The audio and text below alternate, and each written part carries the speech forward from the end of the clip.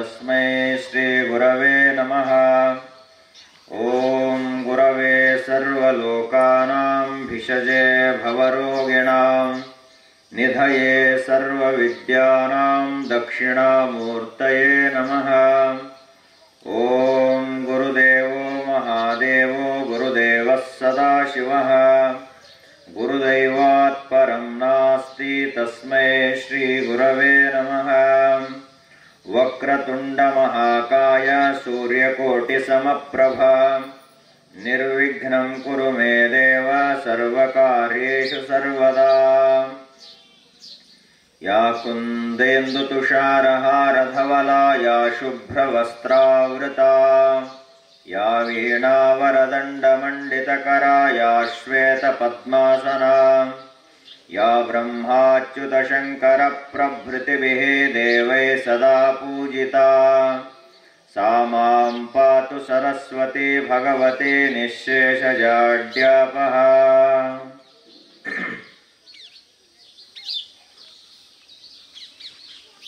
ತರಿಗೆ ಕಿಂಚಿತ್ತು ದಯವಿಲ್ಲ ಅಂತಕನ ದೂತರಿಗೆ ಕಿಂಚಿತ್ತು ದಯವಿಲ್ಲ ಚಿಂತೆಯನ್ನು ಬಿಟ್ಟು ಶ್ರೀಹರಿಯ ನೆನೆಯೋ ಚಿಂತೆಯನ್ನು ಬಿಟ್ಟು ಶ್ರೀಹರಿಯ ನೆನೆಯೋ ಅಂತಕನ ದೂತರಿಗೆ ಕಿಂಚಿತ್ತು ದಯವಿಲ್ಲ ಚಿಂತೆಯನ್ನು ಬಿಟ್ಟು ಶ್ರೀಹರಿಯ ನೆನೆಯೋ ದಿನರಾತ್ರಿ ಅನ್ನದೆ ವಿಷಯ ಲಂಪಟನಾಗಿ ದಿನರಾತ್ರಿ ಅನ್ನದೆ ವಿಷಯ ಲಂಪಟನಾಗಿ ಸವಿಯೋಟಗಳನ್ನುಂಡು ಭ್ರಮಿಸಬೇಡ ಸವಿಯೋಟಗಳನ್ನುಂಡು ಭ್ರಮಿಸಬೇಡ ಅವನ ಕೊಂದೇವನ ಕೊಂದರ್ಥವನು ಗಳಿಸುವರೆ ಅವನ ಕೊಂದೇವನ ಕೊಂದರ್ಥವನು ಗಳಿಸುವರೆ ಜವನ ದೂತರು ಬರುವ ಹೊತ್ತ ನೀನರಿಯೇ ಅಂತಕನ ದೂತರಿಗೆ ಕಿಂಚಿತ್ತು ದಯವಿಲ್ಲ ಚಿಂತೆಯನ್ನು ಬಿಟ್ಟು ಶ್ರೀಹರಿಯ ನೆನೆಯೋ ಚಿಂತೆಯನ್ನು ಬಿಟ್ಟು ಶ್ರೀಹರಿಯ ನೆನೆಯೋ ಪುತ್ರ ಹುಟ್ಟಿದ ದೇವಸ ಹಾಲಿನೋಟದ ಹಬ್ಬ ಪುತ್ರ ಹುಟ್ಟಿದ ದೇವಸ ಹಾಲಿನೋಟದ ಹಬ್ಬ ಮತ್ತೊಬ್ಬ ಮಗನ ಉಪನಯನ ನಾಳೆ ಮತ್ತೊಬ್ಬ ಮಗನ ಉಪನಯನ ನಾಳೆ ಅರ್ತಿಯಾಗಿದೆ ಬದುಕೋ ಸಾಯಲಾರೆ ನೋಯನಲು ಅರ್ತಿಯಾಗಿದೆ ಬದುಕೋ ಸಾಯಲಾರೆ ನೋಯನಲು ಮೃತ್ಯು ಹೆಡೆ ತಲೆಯಲ್ಲಿ ನಗು ತೀರ್ಪುದರಿಯೇ ಮೃತ್ಯು ಹೆಡೆ ತಲೆಯಲ್ಲಿ ನಗು ತೀರ್ಪುದರಿಯೇ ಅಂತಕನ ದೂತರಿಗೆ ಕಿಂಚಿತ್ತು ದಯವಿಲ್ಲ ಅಂತಕನ ದೂತರಿಗೆ ಕಿಂಚಿತ್ತು ದಯವಿಲ್ಲ ಚಿಂತೆಯನ್ನು ಬಿಟ್ಟು ಶ್ರೀಹರಿಯ ನೆನೆಯೋ ಚಿಂತೆಯನ್ನು ಬಿಟ್ಟು ಶ್ರೀಹರಿಯ ನೆನೆಯೋ ಅಟ್ಟೊಡಗೆ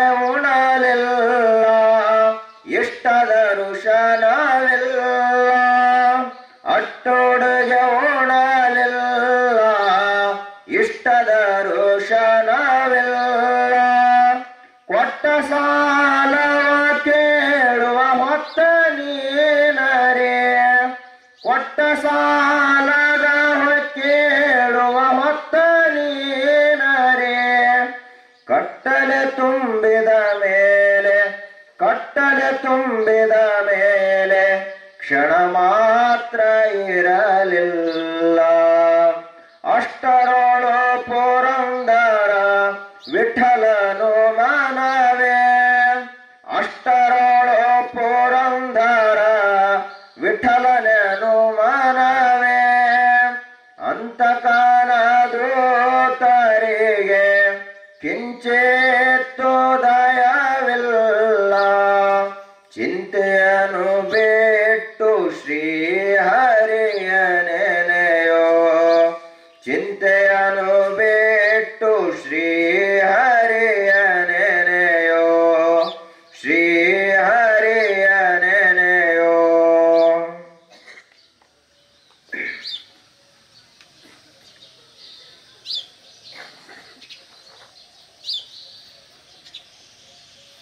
ಓಂ ಶ್ರೀ ಗುರುಭ್ಯೋ ನಮಃ. ವೇದಾಂತ ಕೇಸರಿ ಪರಮ ಪೂಜ್ಯ ಮಲ್ಲಿಕಾರ್ಜುನ ಮಹಾಶಿವಯೋಗಿಗಳವರ ದಿವ್ಯಪಾದ ಪದ್ಮಗಳಿಗೆ ಹೆಣಮೆಣಲು ತತ್ಸ್ವರೂಪರು ನಾಡಿನಲ್ಲಿ ಅಧ್ಯಾತ್ಮದ ಬೆಳಕನ್ನು ಸೂಸಿ ನಾಡಿಗೆಲ್ಲ ಬೆಳಕಾದ ಪರಮ ಪೂಜ್ಯ ಬುದ್ಧೀಜಿಯವರ ಶ್ರೀಚರಣಗಳಿಗೆ ಭಕ್ತಿಯಿಂದ ನಮಿಸಿ ಶ್ರದ್ಧೆಯಿಂದ ಆಗಮಿಸಿರುವ ತಮ್ಮೆಲ್ಲರಿಗೂ ನಮಸ್ಕಾರಗಳು.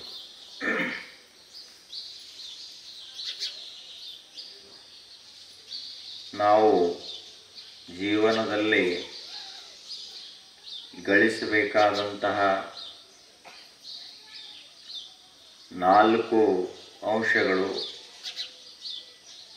ಮೊದಲನೇದ್ದು ಸಂಪತ್ತನ್ನು ಗಳಿಸಬೇಕು, ಆ ಬಳಿಕ ಸ್ವಲ್ಪ ಆದರೂ ದಾನ ಮಾಡಬೇಕು. ಎರಡನೇದ್ದು ವಿದ್ಯಾ ಗಳಿಸಬೇಕು, ವಿದ್ಯೆಯನ್ನು 4 ಜನ ಕಲಿಯುವಂಥವರಿಗೆ ಕಲಿಸಬೇಕು. ಒಳ್ಳೆಯ ಕೆಲಸಗಳನ್ನು ಮಾಡಬೇಕು ವಿದ್ಯೆಯಿಂದ. ಯಾವ ಮನುಷ್ಯನ ಹತ್ತಿರ ವಿದ್ಯೆ ಇಲ್ಲ ಅವನು ಸಾಮಾನ್ಯ ಪಶುಪಕ್ಷಿಗಳ ರೀತಿಯೊಳಗಿರ್ತಾನೆ. ಯಾವನ ಹತ್ತಿರ ವಿಶೇಷವಾದ ಜ್ಞಾನ ಅದ, ತಿಳುವಳಿಕೆ ಅದ, ವಿದ್ಯೆ ಅದ, ಆ ಮನುಷ್ಯ ಎಲ್ಲರಿಗೂ ಬೇಕಾದವನಾಗ್ತಾನ. ಲೋಕದಲ್ಲಿ ಹೊಸಾದ ಮಾಡೋರು ಯಾರು ಅಂದ್ರೆ ವಿದ್ಯಾವಂತರು. ಏನಾದರೂ ಬದಲಾವಣೆ ಆಗಬೇಕಾಗಿತ್ತು ಅಂದ್ರೆ ತಿಳಿಲಾರದವರಿಂದ ಆಗುವುದಿಲ್ಲ. ಯಾರಲ್ಲಿ ಜ್ಞಾನ ಅದ, ಯಾರಲ್ಲಿ ಅಂತಹ ಒಂದು ತಿಳುವಳಿಕೆ ಅದ, ಅವರಿಂದ ಈ ಜಗತ್ತಿನಲ್ಲಿ ಕ್ರಾಂತಿಗಳಾಗುವುದು, ಬದಲಾವಣೆಗಳಾಗುವುದು, ಏನಾದರೂ ಒಂದು ಹೊಸಾದ ಸೃಷ್ಟಿ ಆಗುತ್ತೆ. ಅದಕ್ಕೆ ವಿದ್ಯಾ ಅನ್ನೋದು ಬಹಳ ಮುಖ್ಯ. ತಂದೆ ತಾಯಿಗಳಿಗೆ ಒಂದು ಮಾತನ್ನು ಹೇಳ್ತಾರೆ ನೀತಿಕಾರರು. ಏನ ನೀತಿ ಅಂತ ಕೇಳಿದ್ರ, ಬಾಲಕರಿಗೆ, ಸಣ್ಣ ಮಕ್ಕಳಿಗೆ ವಿದ್ಯೆಯನ್ನ ಕಲಿಸಬೇಕು. ಅದವರ ಆದ್ಯ ಕರ್ತವ್ಯ. ಒಂದು ವೇಳೆ ವಿದ್ಯಾ ಕಲಿಸದೇ ಇದ್ರು ಅಂದ್ರ ನ ಶೋಭತೆ ಸಭಾ ಮಧ್ಯೆ ಹಂಸ ಮಧ್ಯೆ ಬಕೋ ಯಥಾ. ಹಂಸ ಪಕ್ಷಿಗಳ ನಡು ಒಂದು ಬಕಪಕ್ಷಿ ಹಂಗ ಶೋಭಿಸುವುದಿಲ್ಲ, ಹಂಗ ಸಮಾಜದೊಳಗ ನಿಮ್ಮ ಮಗ ಎದ್ದ ಕಾಣುವುದಿಲ್ಲ, ಬೆಳಕಿಗೆ ಬರುವುದಿಲ್ಲ. ಅದೇ ಒಬ್ಬ ವಿದ್ಯಾವಂತ ಇದ್ದ ಅಂದ್ರ ಅವನ ವಿದ್ಯೆನ ಅವನ ಸಮಾಜದಲ್ಲಿ ಮೇಲ್ಮಟ್ಟಕ್ಕೆ ಒಯ್ತದೆ.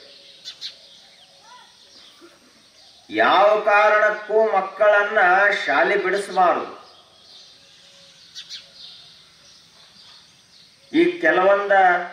ಈಗೆಲ್ಲ ಜಾಗೃತಿ ಹೆಚ್ಚಾಯಿತು, ಆದ್ರೆ ಕೆಲವೊಂದ ವರ್ಗಗಳಲ್ಲಿ ಇನ್ನೂ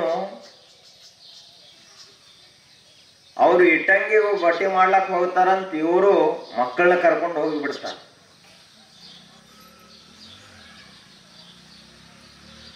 ಯಾವ ವಯಸ್ಸಿನಲ್ಲಿ ಮಕ್ಕಳು ಕಲಿಬೇಕು ಆ ವಯಸ್ಸಿನಲ್ಲಿ ಇವರು ಇಟ್ಟಂಗಿ ಬಿಟ್ಟಿ ಮುಂದಿದ್ದೇ ಅದ ಇಟ್ಟಂಗಿ ಬಿಟ್ಟಿ ಅದೆಲ್ಲ ಹೋಗುದಿಲ್ಲ.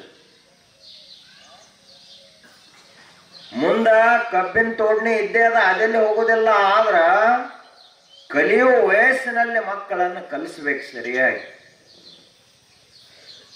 ಯಾಕೆ ಅಂದ್ರ ಜಗತ್ತಿನಲ್ಲಿ ಮಹಾನ್ ಮಹಾನ್ ಬದಲಾವಣೆಗಳನ್ನ ತಂದಂತವರು ಯಾರಾದರೂ ಇದ್ರ ವಿದ್ಯಾವಂತರ ಬದಲಾವಣೆ ಅಂತಂದ. ಆದ್ದರಿಂದ ಎರಡನೆಯ ಶಕ್ತಿಯನ್ನ ನಾವು ಗಳಿಸ್ಕೋಬೇಕಾದ ಯಾವುದು ಅಂದ್ರ ವಿದ್ಯಾಶಕ್ತಿ, ಜ್ಞಾನ ಶಕ್ತಿ. ಜಗತ್ತು ತಲೆಬಾಗುವುದು ಸಂಪತ್ತಿಗಲ್ಲ, ವಿದ್ಯಾಕ್ಕೆ ತಲೆಬಾಗುತ್ತದೆ. ಸಂಪತ್ತಿಗೆ ತಲೆಬಾಗ್ತಾರ, ತೋರಿಕೆಗಾಗಿ ಶಿಷ್ಟಾಚಾರಕ್ಕಾಗಿ ತಲೆಬಾಗ್ತಾರ. ಸಂಪತ್ತಿ ಅಧಿಕಾರಕ್ಕೂ ತಲೆಬಾಗ್ತಾರ, ಅದೊಂದು ನಿಯಮ ಅದ ಅಂತ ತಲೆಬಾಗ್ತಾರ. ಅವ ಕುರ್ಚಿಯಿಂದ ಇಳಿದ ಬಳಿಕ ಯಾರು ಅವನಿಗೆ ನಮಸ್ಕಾರ ಮಾಡೋದಿಲ್ಲ, ಯಾರು ಕೈ ಮುಗಿಯೋದಿಲ್ಲ, ಗೌರವ ಕೊಡೋದಿಲ್ಲ.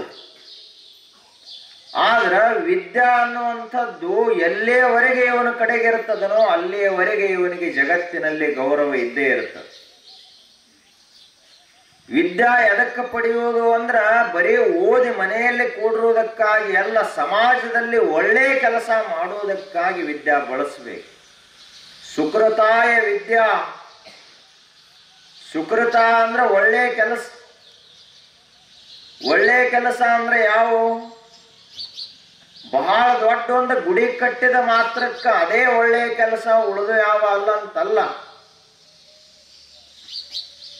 ನಾವು ದಾರಿಯಿಂದ ಹೋಗುವಾಗ ಕಲ್ಲ ಮುಳ್ಳ ಬಿದ್ದಿದ್ದು ಅಂದ್ರ ತೆಗೆದು ದಂಡಿಗೆ ಹೋಗಿದೀವಿ ಅಂದ್ರ ಅದು ಒಂದು ಸುಕೃತವೇ, ಒಳ್ಳೆಯ ಕೆಲಸವೇ. ಒಂದ ಗಿಡ ಬಾಡಿ ನಮ್ಮ ಕಣ್ಣು ಮುಂದ ಒಣಗಿ ಹೋಗುತ್ತಿತ್ತು ಅಂದ್ರ ಅದಕ್ಕೆ ನೀರು ಹಾಕಿದೀವಿ ಅಂದ್ರ ಅದು ಕೂಡ ಒಂದು ಒಳ್ಳೆಯ ಕೆಲಸವೇ. ಹಸಂತ ಮನುಷ್ಯನಿಗೆ ಸ್ವಲ್ಪ ಅನ್ನ ಕೊಟ್ಟಿವಿ ಅಂದ್ರ ಅದು ಒಂದು ಒಳ್ಳೆಯ ಕೆಲಸವೇ. ಹೀಗ ಸುಕೃತಾಯ ವಿದ್ಯಾ, ಎರಡನೇದ್ದು ವಿದ್ಯಾ ಗಳಿಸ್ಬೇಕು ಮನುಷ್ಯ. ಇನ್ನು ಮೂರನೇದನ್ನು ಹೇಳ್ತಾರ ಚಿಂತಾ ಪರಬ್ರಹ್ಮ ವಿನಿಶ್ಚಯಾಯ. ನಾವು ಮನುಷ್ಯರಾಗಿ ಹುಟ್ಟಿದ್ದೆ ಯಾಕ? ನಮಗೆ ಇಷ್ಟು ಬುದ್ಧಿ ಇರುವುದೇ ಅದಕ್ಕ? ನಮ್ಮಲ್ಲಿ ಒಂದು ವಿವೇಕ ಶಕ್ತಿ ಅದಕ್ಕದ. ಒಟ್ಟಿನಲ್ಲಿ ನಾವು ಮನುಷ್ಯರಾಗಿ ಹುಟ್ಟಿ ಏನನ್ನ ಪಡೆಯುವುದದ? ನಾವು ಎಲ್ಲಿಂದ ಬಂದೇವಿ, ಮುಂದೆ ಎಲ್ಲಿಗೆ ಹೋಗವ್ರದೇವೆ? ಇಲ್ಲ ವಿಜಾಪುರದಿಂದ ಈ ಊರಿಗೆ ಬಂದಿವಿ, ಮತ್ತೆ ಹೊಳ್ಳಿ ವಿಜಾಪುರಕ್ಕೆ ಹೋಗವ್ರದೇವಿ ಅಂತ ಹಿಂಗಲ್ಲ. ಬಂದದ್ದ ಎಲ್ಲಿಂದ ಅದು ಗೊತ್ತಿಲ್ಲ. ಬಂದದ್ದ ಅಂದ್ರ ಹುಟ್ಟಿದ, ಹುಟ್ಟಕ್ಕಿಂತ ಮೊದಲು ಎಲ್ಲಿದ್ದ ಗೊತ್ತಿಲ್ಲ ಯಾರಿಗೂ. ಹುಟ್ಟಿದ ಬಳಿಕ ನಿಮ್ಮ ಮಗ ಅಂತ ಅಂತೀರಿ ನೀವು. ಹುಟ್ಟಕ್ಕಿಂತ ಮೊದಲು ನಿಮ್ಮ ಮಗ ಇದ್ದೇನು? ಆ ಬಳಿಕ ಒಂದು ತುಸು ವರ್ಷ ಆದ ಬಳಿಕ ಅವ ದೇಹ ಬಿಡ್ತಾನ. ಆ ಬಳಿಕ ಅಜ್ಜ ಎಲ್ಲಿ ಹೋದವ? ನೀವು ಇಷ್ಟೆಲ್ಲ ಹತ್ರಿ ಕರೆದ್ರಿ, ಪುಣ್ಯತಿಥಿ ಮಾಡಿದ್ರಿ, ಏನೆಲ್ಲ ಹರಕೆ ಹೊತ್ರಿ, ಹೊಳ್ಳಿ ಅಜ್ಜ ಬರ್ಲೇ ಇಲ್ಲ ಮನೆಗೆ. ಹೋಗ್ಯಾನವ. ಅವ ಯಾವ ಊರಿಗೆ ಹೋದ, ಯಾವ ಕಡೆಗೆ ಹೋದ, ಅವ ಯಾಕೆ ಬರ್ಲಿಲ್ಲ? ಇವ ಹೇಳಾರ್ದ ನಿಮ್ಮ ಮನ್ಯಾಗ ಯಾಕೆ ಹುಟ್ಟಿದ? ಹೇಳಿ ಕೇಳಿ ಯಾರು ಹುಟ್ಟುದಿಲ್ಲ. ನಿಮ್ಮ ಮನ್ಯಾಗ ಎಂಥವ್ರು ಹುಟ್ಟುತ್ತಾರಂತೇಳಿ ಗೊತ್ತಾಗ್ತದೆ. ಹುಟ್ಟಿದ್ದು ಗೊತ್ತಿಲ್ಲ, ಮುಂದೆ ಸತ್ತ ಬಳಿಕ ಏನಾಗ್ತೀವಿ ಅದು ಗೊತ್ತಿಲ್ಲ. ನಡು ಒಂದು ಇದ ಜೀವನ ಅದ. ಇದ್ರೊಳಗ ನಾವು ಏನು ಮಾಡಬೇಕು ಅನ್ನೋದನ್ನು ತಿಳ್ಕೋಬೇಕು. ಚಿಂತಾ ಪರಬ್ರಹ್ಮ ವಿನಿಶ್ಚಯಾಯ. ಮನುಷ್ಯನಿಗೆ ಒಂದು ಬುದ್ಧಿಶಕ್ತಿ, ವಿವೇಕ ಶಕ್ತಿ ಅದ. ಅದರಿಂದ ಅವನು ತತ್ವವನ್ನು ನಿರ್ಣಯ ಮಾಡಬೇಕು. ಯಾವುದು ಇಡೀ ಜಗತ್ತನ್ನು ನಡೆಸ್ತದಲ್ಲ ಅಂಥ ಶಕ್ತಿಯನ್ನು ತಿಳ್ಕೋಬೇಕು.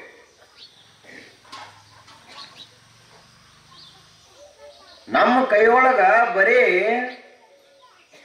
ಒಂದು ಅರ್ಧ ಕಿಲೋದ ಕಲ್ಲು ಇಟ್ರೆ ನಮಗೊಂದು ಅರ್ಧ ತಾಸು ಹಿಡ್ಕೊಳಕ್ ಆಗೋದಿಲ್ಲ, ಅಷ್ಟು ವಜ್ಜ ಇರ್ತದೆ. ಆದ್ರ ಆಕಾಶದೊಳಗ ಲಕ್ಷ ಕೋಟಿ ಗಟ್ಟಲೆ ಎಲ್ಲಾ ಗ್ರಹಗಳು ನಕ್ಷತ್ರಗಳು ಎಲ್ಲ ತೇಲಕತ್ಯಾವ. ಯಾವ ಶಕ್ತಿ ಇದನ್ನ ತೇಲಿಸ್ತದ?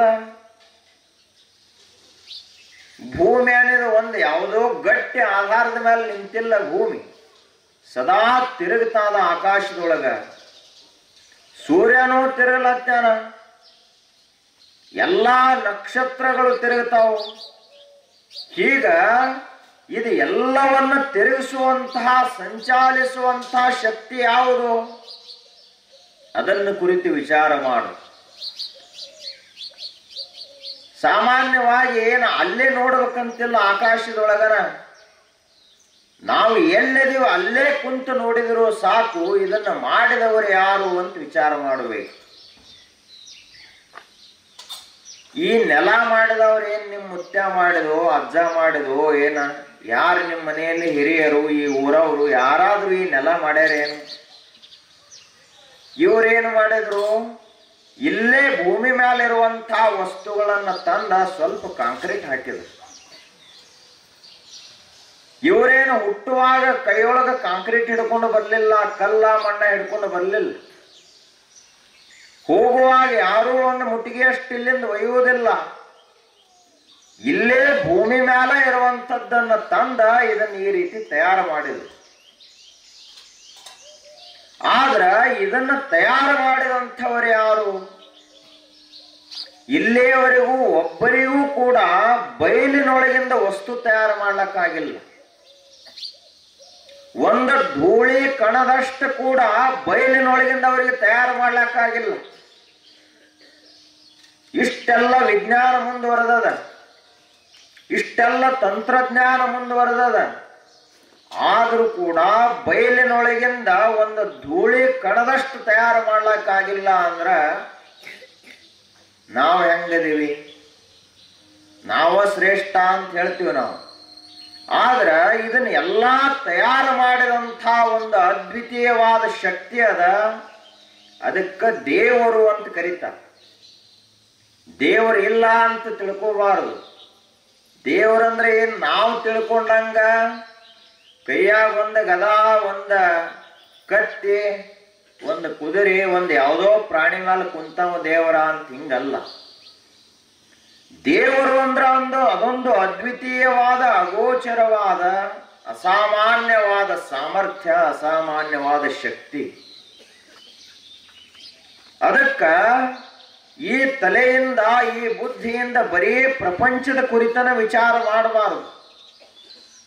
ಇಷ್ಟು ವರ್ಷ ಏನು ಮಾಡಿದೀವಿ ನಾವು?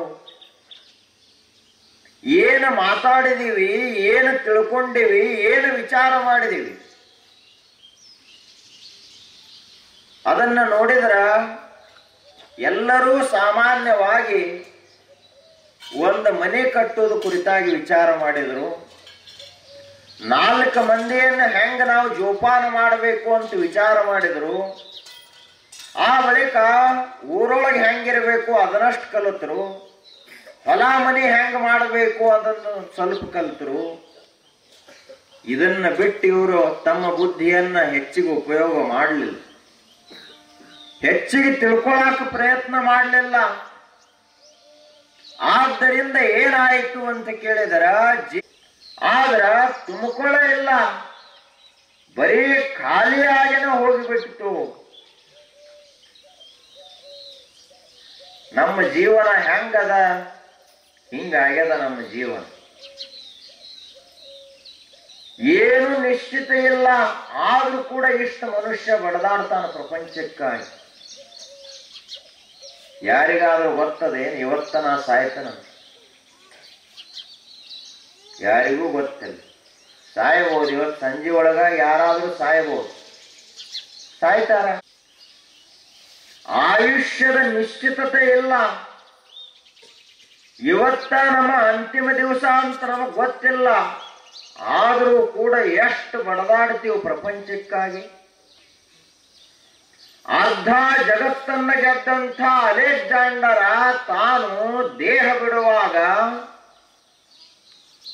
ಅಂತಿಮವಾಗಿ ನನ್ನ ಇಚ್ಛಾ ಏನದ ಅಂದ್ರ, ನಾವೊಬ್ಬ ಮೂರ್ಖನಾಗಿ ಹೊರಟೆ ಈ ಜಗತ್ತಿನೊಳಗ, ನನ್ನ ಆಯುಷ್ಯ ಪೂರ್ಣ ಬರಬಾದಾಗಿ ಹೋಯ್ತು.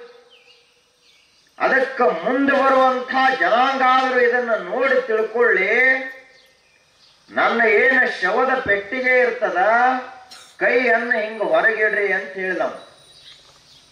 ಯಾಕ ಅಂತ ಕೇಳಿದ್ರ, ಅರ್ಧ ಜಗತ್ತು ಗೆದ್ದಂತ ಅಲೆಕ್ಸಾಂಡರ್ ಹೋಗುವಾಗ ಒಂದು ಸೂಜಿ ಮಳಿ ಸಹಿತ ಒಯ್ಲಿಲ್ಲ.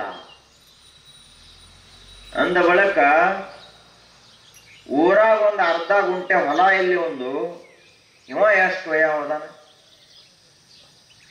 ವಿಚಾರ ಮಾಡು ಅಂತ ಹೇಳಿ ಅಲೆಕ್ಸಾಂಡರ್ ಅವಾಗ ಹೇಳಿದ.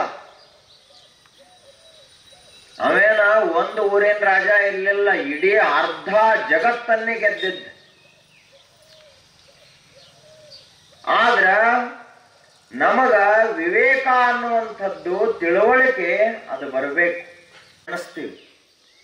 ಇದೆಲ್ಲಾ ಜಗತ್ತನ್ನು ಕೊಟ್ಟಂತಹ ಒಂದು ಶಕ್ತಿಯನ್ನು ನೆನೆಸೋದೇ ಇಲ್ಲಲ್ಲ. ಸ್ವತಃ ನಮ್ಮ ಶರೀರ ಕೊಟ್ಟವರು ಯಾರು? ಈ ನಿಸರ್ಗ ಕೊಟ್ಟಿತ್ತು ಈ ಶರೀರವನ್ನು. ಮನಸ್ಸ ಬುದ್ಧಿ ಎಲ್ಲವನ್ನ ಕೊಟ್ಟಂತಹ ಒಂದು ಶಕ್ತಿ ಅದ, ಅದನ್ನು ನೆನೆಸು ಅಂತ ಹೇಳಿದ್ರು ಮಹಾತ್ಮ. ದೇವರು ಅಂತದ, ನಾವು ತಿಳ್ಕೊಂಡ ದೇವರು ಬೇರೆ, ಜ್ಞಾನಿಗಳಿಗೆ ಗೊತ್ತಾದ ದೇವರು ಬೇರೆ. ನಾವು ತಿಳ್ಕೊಂಡ ದೇವರ ಏನೇನು ಮಾಡ್ತಾವು, ಜಿಗಿದಾಡ್ತಾವು, ಮಾತಾಡ್ತಾವು. ಆ ಬಳಿಕ ನಮ್ಮ ದೇವರು ಹೆಂಗದಾವಂದ್ರ, ಕೆಲವೊಬ್ರು ದೇವರ ಬಹಳ ಉಗ್ರ ದೇವರದಾವ, ದೇವರು ಬಹಳ ಸಿಟ್ಟಿನವ ಅಂತ ಹೇಳ್ತಾರವ್. ಏನ್ ನಮ್ಮ ದೇವರು ಬಹಳ ಕಡಕದಾನ, ಎಷ್ಟು ಕಡಕದಾನ, ಮಧ್ಯಾಹ್ನದೊಳಗೆ ಯಾರಿಗೂ ಹಾಯಿ ಕೊಡುದಿಲ್ಲ ಗುಡಿ ಮುಂದೆ, ಅಟ್ಟು ಕಡಕದಾನ. ಆ ಬಳಿಕ ದೇವರ ಏನೇನರೇ ಬೇಡ್ತಾನಂತ. ಇಡೀ ಜಗತ್ತ ನಿರ್ಮಾಣ ಮಾಡಿದಂಥ ಶಕ್ತಿ ಒಬ್ಬ ಕ್ಷುಲ್ಲಕ ಕ್ಷುದ್ರ ಮನುಷ್ಯನಿಂದ ಏನ್ರ ಅಪೇಕ್ಷೆ ಮಾಡ್ತಾನೆ? ಎಲ್ಲವನ್ನ ಕೊಟ್ಟಂತಹ ಪರಮಾತ್ಮ ಸಮುದ್ರ ಎಂದಾದ್ರೂ ಬಾವಿ ನೀರು ಅಪೇಕ್ಷೆ ಮಾಡ್ತದೇನದು? ಅದೇ ಸಮುದ್ರ ಅದ, ಎಷ್ಟು ವರ್ಷಗಟ್ಲೆ ಇದ್ರೂ ಕೂಡ ಅದು ಎಂದೂ ಖಾಲಿ ಆಗುವುದಿಲ್ಲ. ಅಂತಹ ಸಮುದ್ರ ಒಂದು ಚರಿಗಿ ಒಳಗಿರೋ ನೀರ, ಒಂದು ಬಾವಿ ಒಳಗಿರೋ ನೀರಿಗಾಗಿ ಅಪೇಕ್ಷೆ ಮಾಡ್ತದೆ ಅನ್ನೋದು. ಆದರೂ ನಮ್ಮ ತಪ್ಪು ಕಲ್ಪನಾ. ಅದಕ್ಕ ನಾವು ಮಾಡಬೇಕಾದಂಥ ಕೆಲಸ ಏನು ಅಂತ, ಸ್ವಲ್ಪ ಆದರೂ ದೇವರ ಧ್ಯಾನ ಮಾಡಬೇಕು. ಏನು ಧ್ಯಾನ ಅಂದ್ರೆ ಏನು ಮಾಡೋದು? ಕಣ್ಣು ಮುಚ್ಚಿಕೊಂಡು ಕುಂತ್ರ ಅಷ್ಟೇ ಧ್ಯಾನ ಅಲ್ಲ. ಕಣ್ಣು ಮುಚ್ಚಿಕೊಂಡು ಕುಂತ ಅವು ಹಿಂದೆ ಏನೇನು ಜಗಳ ಆಗಿದ್ದು ಅವೆಲ್ಲ ನೆನಪಿಗೆ ಬಂದು ಇವನಿಗೆ. ಯಾರ್ಯಾರು ಇವನಿಗೆ ಬೈದಿದ್ರಲ್ಲ ಅವೆಲ್ಲ ಹೊಳ್ಳಿ ನೆನಪಿಗೆ ಬಂದು.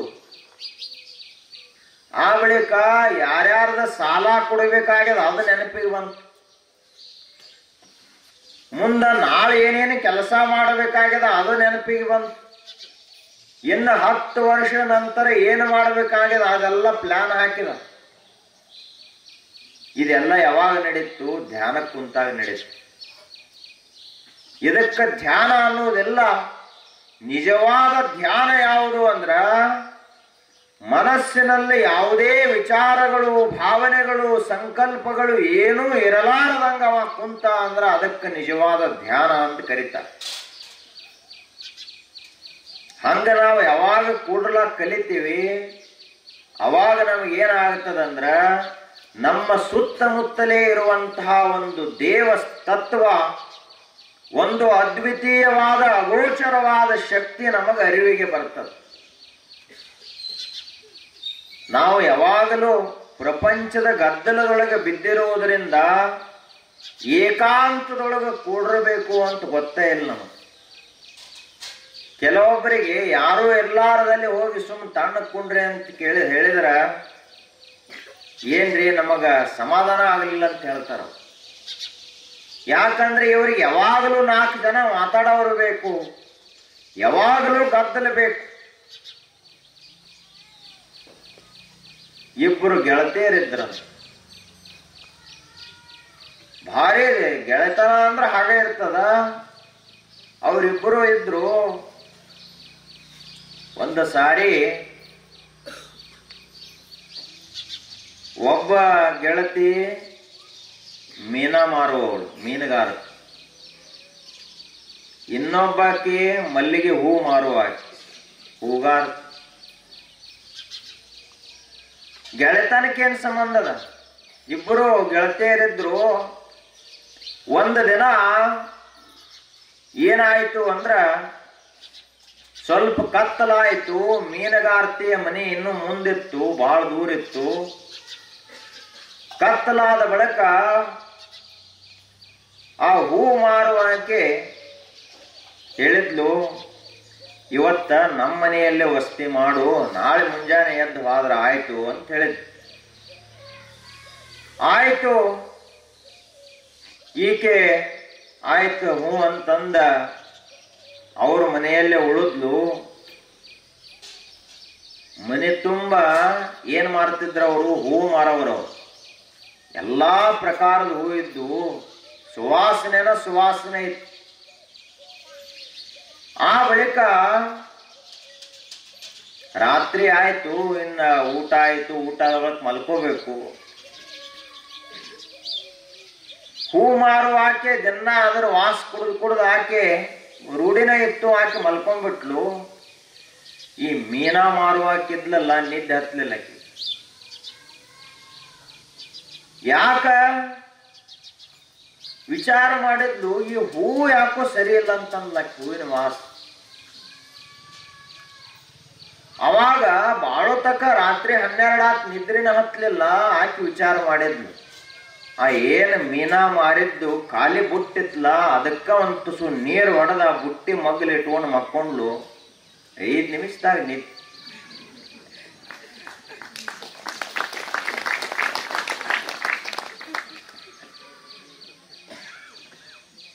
ಅವಾಗ ಆಕಿ ಹೂ ಮಾರಕ್ಕೆ ಎದ್ದು ನೋಡಿದ್ಲು. ಯಾವ ಮನೆಯೊಳಗೆ ಮಲ್ಕೊಂಡಾಳ ಅಂದ್ರ ಮಲ್ಲಿಗೆ ಹೂವಿನ ಮನೆಯೊಳಗೆ ಮಲ್ಕೊಂಡಾಳ. ಆದ್ರ ಆಕಿ ಬೇಕಾದದ್ದು ಮಲ್ಲಿಗೆ ಹೂವಲ್ಲ, ಮೀನಾ ಮಾರು ಬುಟ್ಟಿ ವಾಸನ.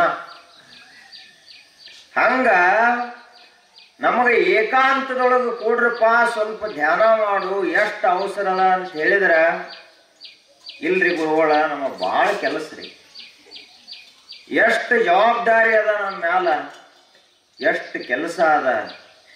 ಏನು ಕೆಲಸ? ಅದೇ ಹಿಂದಿನವ್ರು ಏನ್ ಮಾಡ್ಯಾರ ಅದ ಕೆಲಸ ಇವನು ಮಾಡ್ಲತ್ತ. ಅದಕ್ಕ ಚಿಂತಾ ಪರಬ್ರಹ್ಮ ವಿನಿಶ್ಚಯಾಯ, ಸ್ವಲ್ಪ ಮನುಷ್ಯ ಆದ ಬಳಿಕ ಇದನ್ನು ಸ್ವಲ್ಪ ವಿಚಾರ ಮಾಡು, ಆಧ್ಯಾತ್ಮಿಕ ಶಕ್ತಿಯನ್ನು ಸ್ವಲ್ಪ ಪಡೆದುಕೊಳ್ಬೇಕು. ಬರೇ ರೊಕ್ಕಿದ್ದ ಮಾತ್ರಕ್ಕೆ ಎಲ್ಲ ಇದ್ದಂತಾಗುವುದಿಲ್ಲ, ಬರೇ ಅಧಿಕಾರ ಇದ್ದ ಮಾತ್ರಕ್ಕ ಬಹಳ ದೊಡ್ಡವ ಅಂತ ಆಗುವುದಿಲ್ಲ. ಈ ಜಗತ್ತಿನಲ್ಲಿ ಯಾವನಾದ್ರೂ ಒಬ್ಬ ದೊಡ್ಡವ ಇದ್ರ, ಯಾವ ಮನುಷ್ಯನ ಮನಸ್ಸು ಪರಮಾತ್ಮನನ್ನ ತಿಳಿದಿದೆಯೋ ಆ ಮನುಷ್ಯನೇ ದೊಡ್ಡವ.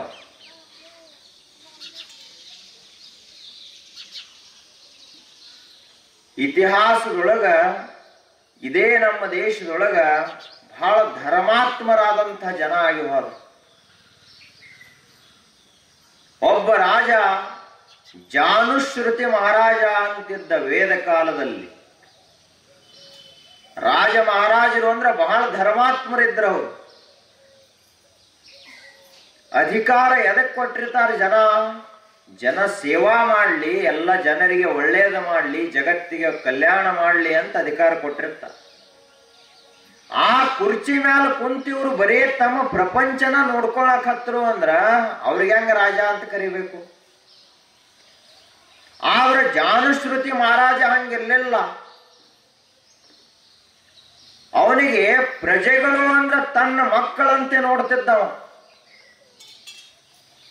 ಎಲ್ಲರಿಗೂ ರಾಜ್ಯದಲ್ಲಿ ಸುಭಿಕ್ಷೆ ಇತ್ತು, ಎಲ್ಲರಿಗೂ ಮನೆಗಳು, ಆ ಬಳಿಕ ಎಲ್ಲ ಮಕ್ಕಳಿಗೆ ಶಿಕ್ಷಣ.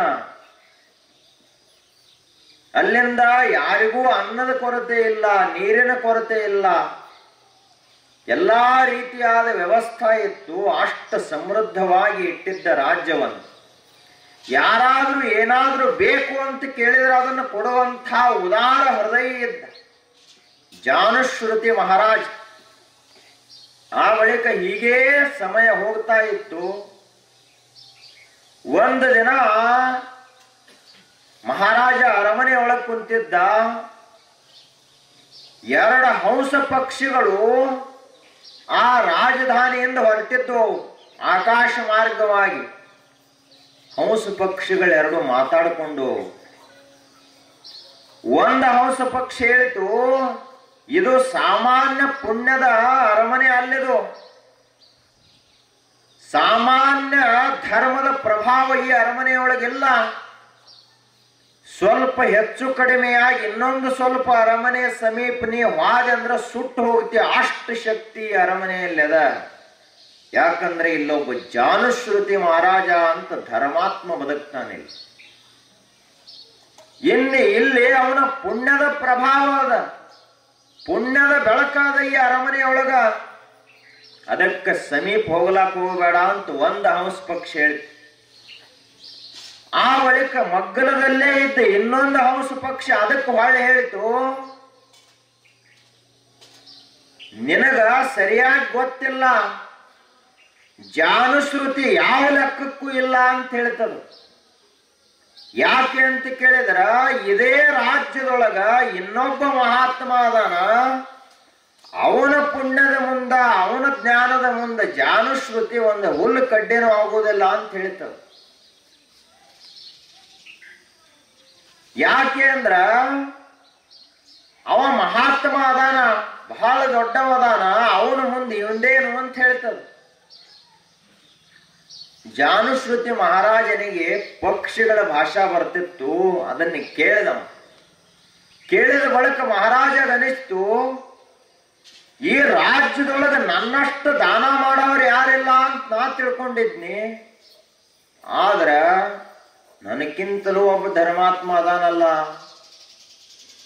ನನಕ್ಕಿಂತಲೂ ಪುಣ್ಯದ ಮೂರ್ತಿ ಅದಾನಲ್ಲ. ಆ ಬಳಿಕ ಅವನಿಗೆ ಚಿಂತೆ ಆಯ್ತು. ಆ ಪಕ್ಷಿಗಳು ಮತ್ತೆ ಮಾತಾಡಿದವು. ಅವ ರೈಕ್ವಾ ಅನ್ನುವಂಥವದಾನ, ಅವನ ಹೆಸರು ರೈಕ್ವಾ ಅಂತ ಹೇಳಿ. ಆ ಬಳಿಕ ಅವಕ್ಕೆ ಮಹಾರಾಜಗೆ ಚಿಂತೆ ಆಯ್ತು. ಅವಷ್ಟು ಮಾತಾಡಿ ಮುಂದೆ ಹೋಗಿಬಿಟ್ಟು ಎರಡು ಹಂಸ ಪಕ್ಷಿಗಳು. ರಾಜಾಗ ಚಿಂತೆ ಆಯ್ತು. ಚಿಂತೆ ಆದ ಬಳಿಕ ರಾಜ ಅವತ್ತಿನ ರಾತ್ರಿ ಹೆಂಗೋ ಕಳೆದ. ಮುಂಜಾನೆ ಆಯ್ತು. ಪ್ರಾತರ್ ವಿಧಿಗಳನ್ನು ಮುಗಿಸಿ ಮಂತ್ರಿಗಳಿಗೆಲ್ಲ ಕರೆದ ನನ್ನ ರಾಜ್ಯದ 8 ದಿಕ್ಕಿಗೆ ಎಲ್ಲಾ ಸೈನಿಕರನ್ನು ಕಳಿಸ್ರಿ. ರೈಕ್ವಾ ಅನ್ನುವಂಥ ಹೆಸರಿನ ಒಬ್ಬ ಮಹಾತ್ಮ ಎಲ್ಲದಾನ ಕರ್ಕೊಂಡು ಬರಿ ಅಂತ ಹೇಳಿದವ. ಎಲ್ಲಾ ಕಡೆಗಳಲ್ಲಿ ಹೋದ್ರ ಸೈನಿಕರು ಎಲ್ಲಿ ಬೇಕಾದಲ್ಲಿ ಹುಡುಕಾಡಿದ್ರು. ಒಂದು ವಾರ 15 ದಿವಸ ಆದ ಬಳಿಕ ಹೊಳ್ಳಿ ಬಂದ್ರು, ಎಲ್ಲೂ ಸಿಗಲಿಲ್ಲ ಅಂತ ಹೇಳಿದರು. ಆ ಬಳಿಕ ಮತ್ತ ಮಹಾರಾಜ ಹೇಳಿದ, ಅವ ಮಹಾತ್ಮ ಇರೋದರಿಂದ ಎಲ್ಲಾದ್ರೂ ಒಂದು ನದಿ ದಡದೊಳಗ, ಸಮುದ್ರ ದಂಡೆ ಮ್ಯಾಲ, ಎಲ್ಲಾದ್ರೂ ಅರಣ್ಯದೊಳಗ, ಗಿಡದ ಕೆಳಗ ಏಕಾಂತ ಪರಿಸರ ಇದ್ದಲ್ಲಿರಬಹುದು ಮಹಾತ್ಮ, ಅಲ್ಲಿ ಹುಡುಕಾಡ್ರಿ ಅಂತ ಹೇಳಿ. ಸೈನಿಕರು ಎಲ್ಲಾ ಕಡೆಗೆ ಹುಡುಕಾಡಿದ್ರು. ಕೊನೆಗೆ ಇನ್ನೇನು ಸಿಗುದಿಲ್ಲ ಅಂತ ಅರಮನೆಗೆ ಹೋಗುವ ದಾರಿ ಒಳಗ ಒಂದು ದೊಡ್ಡ ಹುಣಸಿ ಗಿಡದ ಕೆಳಗ ಎತ್ತಿನ ಗಾಡಿ ಒಂದು ನಿಂತಿತ್ತು. ಆ ಗಾಡಿ ಕೆಳಗ ಒಬ್ಬ ಮನುಷ್ಯ ಕುಂತಿದ್ದ. ಹರಿದ ಅರಿವಿ, ಏನೋ ಅಷ್ಟು ಬಹಳ ಸೌಕರ್ಯ ಇಲ್ಲ, ಏನಿಲ್ಲ. ಆದ್ರ ಅವನ ಮುಖಮಂಡಲದ ತೇಜಸ್ಸನ್ನ ನೋಡಿದ್ರೆ ಗೊತ್ತಾಗ್ತಿತ್ತು ಇವ ಒಬ್ಬ ಜ್ಞಾನಿ ಅದಾನಂತ. ಆ ಬಳಿಕ ಅವನು ಕೇಳಿದರು, ರೈಕ್ವಾ ಅಂತ ಅವನ ಹೆಸರು, ನೀನೇ ಏನೋ ಮಹಾತ್ಮ, ರೈಕ್ವಾನವ ನೀನೇ ಏನು ಅಂತ ಕೇಳಿದ್ರು. ಅವಾಗ ಅವ ಹೇಳಿದ, ಹೌದು, ನನಗ ಹಂಗ ಕರೀತಾರ, ರೈಕ್ವಾ ಅಂತ ಕರೀತಾರ ತಂದ. ಈ ಸುದ್ದಿಯನ್ನು ಹುಡ್ಕೋತ ಹೋಗಿ ಮಹಾರಾಜಾಗ ಹೇಳಿದ್ರು ಎಲ್ಲ ಸೈನಿಕ. ಆ ಬಳಿಕ ಮಹಾರಾಜಾಗ ಬಹಳ ಸಂತೋಷ ಆಯ್ತು. ಯಾಕೆ ಅಂದ್ರ ಧರ್ಮದ ಮೂರ್ತಿ, ಪುಣ್ಯದ ಮೂರ್ತಿ, ಜ್ಞಾನದ ಒಂದು ಆಗರ, ಜ್ಞಾನದ ನಡೆದಾಡುವ ದೇವಾಲಯ, ಅಂತಹ ಒಬ್ಬ ರೈಕ್ವಾ ಅನ್ನುವ ಮಹಾತ್ಮ ಸಿಕ್ಕ. ಬಹಳ ಸಂತೋಷ ಆಯಿತು. ಮಹಾರಾಜ ವಿಚಾರ ಮಾಡಿದ, ಇನ್ನ ಅವನ ಕಡೆ ಇರೋದೇನು, ಮಹಾರಾಜನ ಕಡೆಗೆ ಮುತ್ತು ರತ್ನ ಬಂಗಾರ ಎಲ್ಲ ರೊಕ್ಕ ಎಲ್ಲ ಇತ್ತು. 1,000 ಆಕಳ, ಆಗಿನ ಕಾಲಕ್ಕೆ ಗೋ ಸಂಪತ್ತು, ಗೋಧನ ಅಂತ ಕರಿತಿದ್ರು. ಅಂದ್ರ ಆಕಳ ಇತ್ತು ಅಂದ್ರ ಅದು ಎಲ್ಲಾ ಸಂಪತ್ತುಗಳಿಗಿಂತ ದೊಡ್ಡ ಸಂಪತ್ತದ ಆಗಿನ ಕಾಲಕ್ಕೆ. ಬಂಗಾರ ಬೆಳ್ಳಿ ಯಾವ ಲೆಕ್ಕಕ್ಕೂ ಅಲ್ಲ. 1 ಆಕಳಿತ್ತು ಅಂದ್ರೆ ಬಹಳ ದೊಡ್ಡ ಶ್ರೀಮಂತವ. ಹಂಗ ಅವ ರಾಜ ಏನು ಮಾಡಿದ, ಸಾವಿರಾರು ಆಕಳುಗಳು, ಸಾಕಷ್ಟು ಬಂಡೆ, 1 ಎತ್ತಿನ ಗಾಡಿ ತುಂಬುವಷ್ಟು ಬಂಗಾರದ ನಾಣ್ಯಗಳು, ಮುತ್ತು ರತ್ನ ಎಲ್ಲಾ ತುಂಬಿಕೊಂಡು ಹೊರಟ ಹೋದ. ಇವ ಅದೇ ಹುಣಸಿ ಗಿಡದ ಕೆಳಗ ಎತ್ತಿನ ಗಾಡಿ ಕೆಳಗೆ ಕುಂತಿದ್ದ. ಮಹಾರಾಜ ನಮಸ್ಕಾರ ಮಾಡಿ ಇವ ಎಲ್ಲಾ ಬಂಗಾರದ ನಾಣ್ಯ, ಸಾವಿರಾರು ಆಕಳು, ಈ ಎಲ್ಲಾ ಸಂಪತ್ತು ತಗೊಂಡು ನನಗೆ ಬ್ರಹ್ಮಜ್ಞಾನ ಕೊಡ್ರಿ, ದೇವರಂದ್ರೆ ಏನು ಅದನ್ನು ತಿಳಿಸ್ಕೊಡ್ರಿ ಅಂತ ಕೇಳಿದ. ಆಗ ಮಹಾರಾಜ ಕೇಳಿದಾಗ ಆ ಮಹಾತ್ಮ ಮೂರ್ಖದಿನಿ ಅಂತ ಬೈದವ. ನಿನಗ ಬುದ್ಧಿಲ್ಲ, ಇದೆಲ್ಲ ತಗೊಂಡು ಹೋಗಿಬಿಡು, ನನ್ನ ಏಕಾಂತಕ್ಕೆ ಒಟ್ಟ ಧಕ್ಕೆ ಮಾಡ್ಲಾಕ್ ಹೋಗಬೇಡ, ನಿನ್ನ ಆಕಳ ತಗೋ, ಬಂಗಾರ ಬೆಳ್ಳಿ ಎಲ್ಲಾ ತಗೊಂಡು ಹೋಗಿಬಿಡು, 1 ಕ್ಷಣ ಸಹಿತ ನಿಲ್ಲಾಕ್ ಹೋಗಬೇಡ ಅಂತ ಹೇಳಿಬಿಟ್ಟ ಮಹಾತ್ಮ. ರಾಜಾಗಿದ ಮೊದಲನೇ ಅನುಭವ. ಇಲ್ಲಿಯವರೆಗೆ ಎಲ್ಲರೂ ಬರೀ ಬಂಗಾರ ನೋಡಿದ ತಕ್ಷಣನ ನಿದ್ದೆ ನೀರಡಿಕೆಲ್ಲ ಹಾರ್ತಿದ್ದು ಜನರು.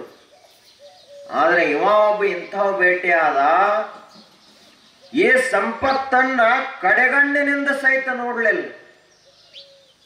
ಆ ಬಳಿಕ ಮಹಾರಾಜ ಹೊಳ್ಳಿ ಹೋದ, ಹೋಗಿ ಮತ್ತೊಂದು ವಾರ ಬಿಟ್ಟು ಮತ್ತೆ ಬಂದ ಬಹಳ ವಿನಯದಿಂದ, ಈಗೇನು ಸಂಪತ್ತು ತಂದಿರಲಿಲ್ಲ, ಬಂದ ನಮಸ್ಕಾರ ಮಾಡಿದ. ಕಿರೀಟದು ಏನು ಹಾಕೊಂಡ್ ಬಂದಿರಲಿಲ್ಲ, ಸೈನಿಕರನ್ನು ಕರ್ಕೊಂಡು ಬಂದಿರಲಿಲ್ಲ, ಒಬ್ಬನೇ ಬಂದಿದ್ದ. ನೆಲದ ಮೇಲೆ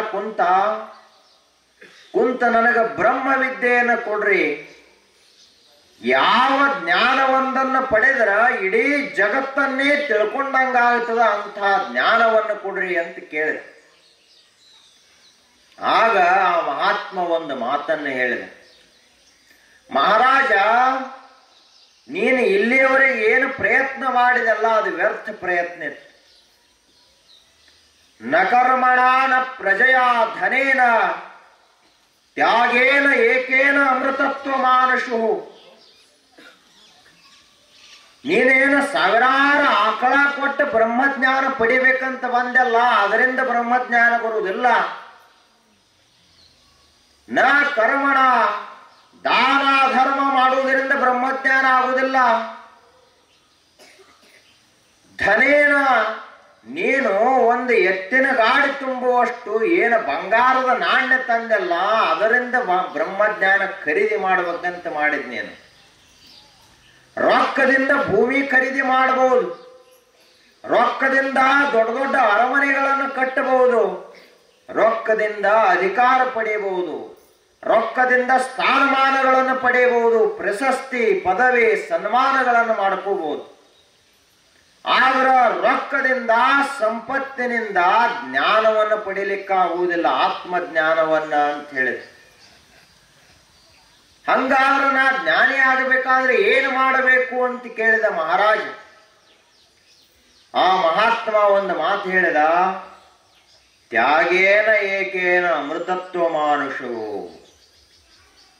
ನೀನು ಸಾಯಲಾರದಂಗ ಆಗಬೇಕಾದ್ರ, ಅಮೃತ ಪುತ್ರನಾಗಬೇಕಾದ್ರ, ಆತ್ಮಜ್ಞಾನಿ ಆಗಬೇಕಾದ್ರ ಎಲ್ಲವನ್ನ ಬಿಟ್ಟು ಬಿಡು ಅಂತ ಹೇಳಿದ. ನಾ ರಾಜ ಅನ್ನೋದು ನಿನ್ನ ತಲೆಯೊಳಗಿರೋದು ಬೇಡ, ಆ ಬಳಿಕ ಇಷ್ಟೆಲ್ಲಾ ಸಂಪತ್ತ ನನ್ನದು ಅನ್ನೋ ಭ್ರಮಾನೂ ಬೇಡ. ಯಾಕೆ ಅಂದ್ರೆ ವಾಸ್ತವದಲ್ಲಿ ಇದು ಯಾವುದೂ ನಿನ್ನದು ಅಲ್ಲವೇ ಅಲ್ಲ. ಅವು ಜಗಕ್ಕಿಕ್ಕಿದ ವಿಧಿ. ಇದೆಲ್ಲ ಪರಮಾತ್ಮ ತಯಾರು ಮಾಡಿದ ಜಗತ್ತದ, ಅದು ಅವನ ಸಂಪತ್ತು, ನಿಂದಲ್ಲ. ನೀವೊಬ್ಬ ಬಾಡಿಗೆದಾರ ಮಾತ್ರ. ಹಾಗಾದ್ರೆ ಜ್ಞಾನ ಆಗುವುದು ಹೆಂಗ ಅಂತ ಕೇಳಿದ. ಜ್ಞಾನ ಆಗಬೇಕಾದ್ರ ಎಲ್ಲವನ್ನು ಬಿಡಬೇಕು. ಸರಳ ಮಾತಿನಲ್ಲಿ ಹೇಳುವುದಾದ್ರ, ನಾವು ನದಿ ಒಳಗೆ ಈಸಬೇಕಾದ್ರ, ತೇಲಬೇಕಾದ್ರ ಒಂದು 10 ಕಿಲೋದ ಕಲ್ಲು ಕಟ್ಕೊಂಡು ಎಂದಾದ್ರೂ ತೇಲಿಕ್ಕಾಗುತ್ತದೆ ಏನು? ಎಂತಹ ಭಾರಿ ಈಜುಗಾರ ಅದಾನಂದ್ರೂ ಕೂಡ ಕಲ್ಲು ಕಟ್ಕೊಂಡು ಈಜಲಾಕಾಗುವುದಿಲ್ಲ.